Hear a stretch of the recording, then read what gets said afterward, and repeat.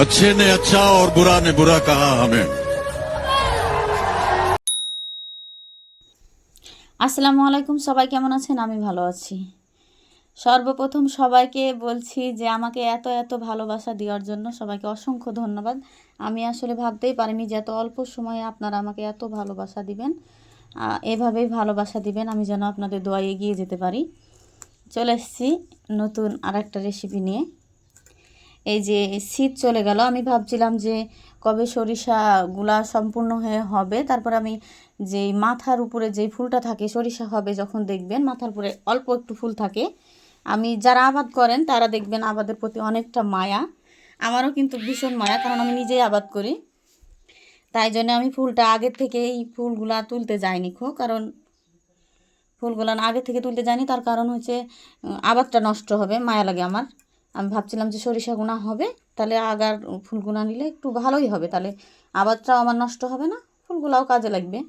তাই জন্য আমার এতটা দেরি না, তো অনেক দিন আগেই বানাতাম। এই সরিষা ফুলের পকোড়া খেতে অনেক ভালো লাগে। এই যে আমি এখানে দিয়েছি বেসন, আর ওই ফুলগুলা ধুয়ে নিয়েছি আগেই, পেঁয়াজ কুচি দিয়েছি, কাঁচা লঙ্কা কুচি দিয়েছি। এখানে কিন্তু ধনেপাতা কুচি দিবেন না, কারণ সরিষা ফুলের স্মেলটাই অনেক ভালো লাগে। ওই ধনেপাতা কুচি দেওয়ার কোনো দরকার নাই, এমনিতেই ভালো লাগে। এই যে হয়ে গেছে, এটা দিয়ে বিকালবেলাতে চায়ের সাথে এই পকোড়াটা অনেক ভালো লাগে, খেয়ে দেখবেন। বিকালবেলা চা আর এটা থাকলে তো কিছুরই দরকারই হয় না। মশালা চা বানাবেন, অনেক মজা হবে। যেহেতু এখন শীতকাল, তাই একটু ভাজা ভাজা চা করি। এই যে এখানে চায়ের পাতা চিনিটা আমি দিয়ে নিয়েছি।